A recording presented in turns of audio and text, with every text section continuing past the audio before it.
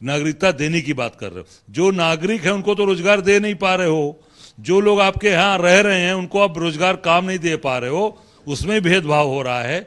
आप बाहर के लोगों को नागरिकता दोगे, यहाँ का रोजगार नहीं है, यहाँ लोगों को काम नहीं है, लोगों का धंधे नहीं चल रहे हैं, सब लोग नौजवान बेकार घूम रहा है, और आप बड़ी बड़ी बात दूसरे देश के लोगों को लाके नागरिकता देने की बात कर रहे हैं। जो लोग यहाँ हैं पहले इनको नौकरी दीजिए। जो आपने कहा था 2 करोड़ नौकरी कहाँ गई? 2 करोड़ नौकरी 10 साल 20 करोड़ लोग हो गए। हर साल 2 करोड़ ना, 20 करोड़ लोगों को नौकरी दिया।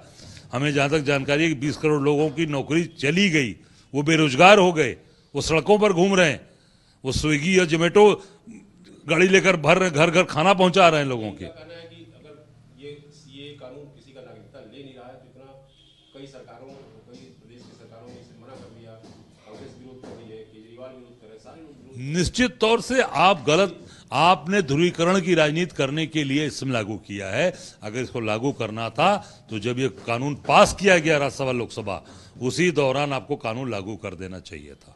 यही इसीलिए सब लोग भयभीत हैं, डरे हैं कि आप कहीं ना कहीं, जैसे आपने नोटबंदी करके जीएसटी लगा के लोगों का शोषण किया, लोगों को परेशान किया, इसी प्रकार आप देश के नागरिक को, देश की एक भोली भाली जनता को आप परेशान करने का काम करेंगे।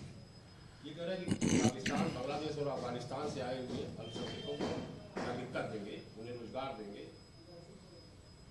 जो हिंदुस्तान के नागरिक हैं, जो इनके वोटर हैं, अब यहाँ काशी में बाबा विश्वनाथ की नगरी में जहाँ के मोदी सांसद हैं, उनको तो नौकरी मिल ही नहीं रही है, उनको तो काम मिल ही नहीं रहा है।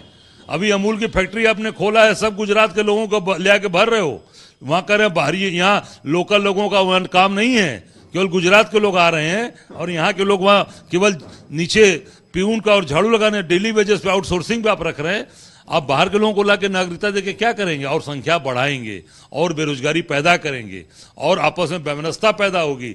जो लोग हैं पहले उनको रोजगार दीजिए, उनको काम दीजिए। और मोदी से तो मैं यही कहूँगा, अमित शाह जी से, कि काशीवासी इनको काम दीजिए। बेकारे लगातार 2-2 बार सांसद चुन के, प्रधानमंत्री चुनकर आज यहाँ के लोग बेरोजगार घूम रहे हैं, लोगों के पास काम नहीं है, धंधे नहीं है।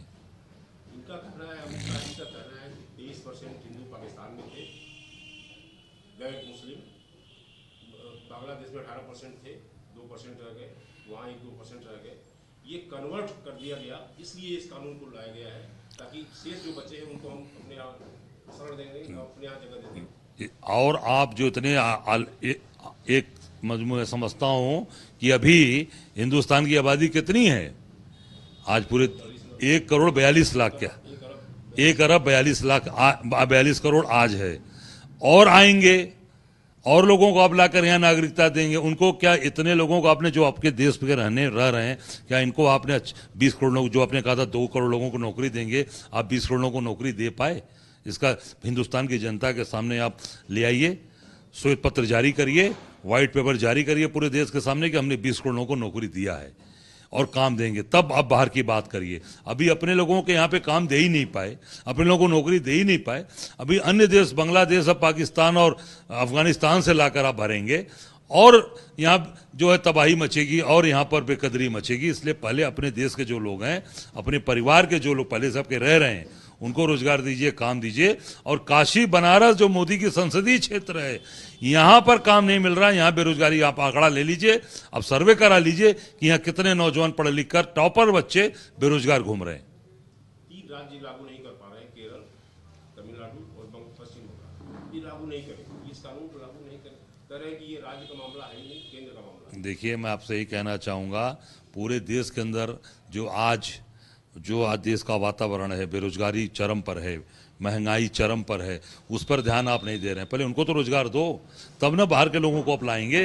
अपने लोगों को खुशी नहीं कर पाए, अपने घर में जो है, हमारे घर में रोजी रोटी है ही नहीं है, हमारे घर में चूल्हा जल ही नहीं रहा है, और बाहर के लोगों को लाके आप बड़ी बड़ी बात, दिवा सपने दिखा रहे हैं।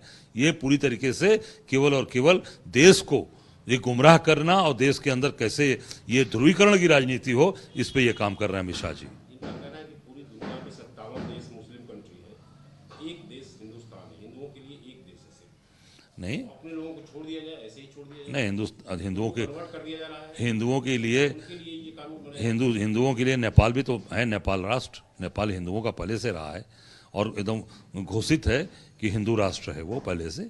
आप निश्चित तौर से करिए, मैं हम सब लोग चाहेंगे बिल्कुल आप करिए, उनको सम्मान मिलना चाहिए। पर जो लोग हैं हिंदू लोग ही, जो आप बात कर रहे हैं हिंदू की, हिंदू लोग ही यहाँ पर हैं। आप उठा के सर्वे कर लीजिए, बेरोजगारी कितनी है, कितने लोग परेशान हैं आज केवल आप जो बड़ी बड़ी बात बोल रहे हैं, झूठी बात बोल रहे हैं, केवल उससे लोगों को रोजगार मिल रहा है। केवल आप झूठी बात बोल रहे हैं रोज रोज, उससे कुछ नहीं मिल रहा है। और केवल पैसा गुजरात के लोगों को कमा रहे हैं। सारा काम कौन कर रहा है बनारस में? गुजरात के लोग। सारे ठेके किसके पास है? गुजरात के लोगों के पास। अमूल में फैक्ट्री में काम कौन करेगा? गुजरात के लोग करेंगे। और 80 में 80 चाहिए यूपी में, बनारस आपको चाहिए। रोज आप बड़ी बड़ी बात बोलते हो। इस बार यूपी की जनता इनको सिखाने वाली है कि 80 में इनकी पूरी की पूरी फिसड्डी कर देगी, इनको पता चल जाएगा कि कहाँ खड़े हैं।